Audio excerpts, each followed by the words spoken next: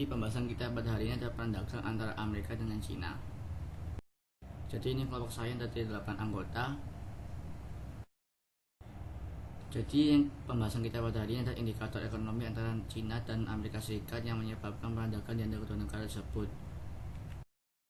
Perang dagang antara Amerika Serikat dan Cina itu menimbulkan perdebatan antara negara di dunia.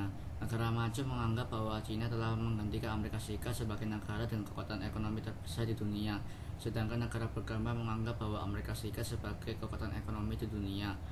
Hal ini tergantung dari indikator apa yang dilihat. Jadi indikator yang kita gunakan pada hari ini adalah perhitungan dari nilai GDP di kedua negara tersebut. Di sini terlihat bahwa GDP PPP Cina lebih unggul dengan total 21,3 triliun US dollar, sedangkan total GDP PPP Amerika Serikat hanya 18,6 triliun US dollar. Jadi kesimpulan adalah secara real ekonomi Cina lebih besar dibanding Amerika Serikat.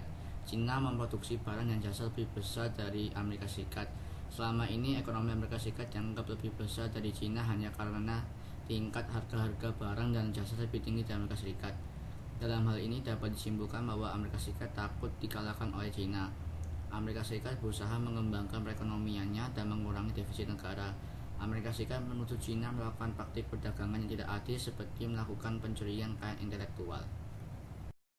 Jadi awal mulanya perang dagang antara Amerika Serikat dan Cina itu bermula ketika Presiden Amerika Serikat yaitu Donald Trump mengeluarkan kebijakan ekonomi yang baru yaitu menaikkan biaya masuk tarif impor kepada lebih dari 1.300 produk asal Cina hingga 25%, terutama pada produk baja dan aluminium, mengingat Amerika Serikat merupakan pasar bagi produk baja dan aluminium dari Cina.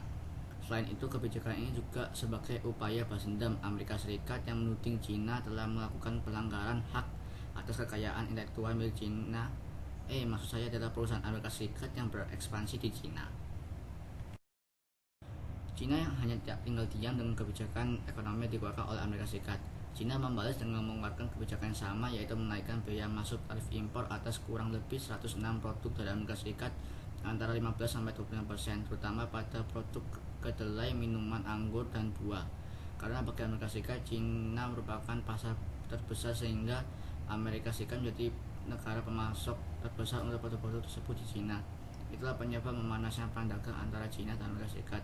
Tujuan dan kebijakan menaikkan biaya masuk tarif impor tersebut yaitu untuk merugikan perdagangan negara satu sama lain. Perang dagang antara Amerika Serikat dan Cina juga membawa dampak-dampak pada negara-negara lain yang ada di dunia. Jadi sekian dari presentasi kelompok kami. Mohon maaf jika ada kesalahan kata atau kekurangan kata dalam presentasi kami. Sekian dan terima kasih.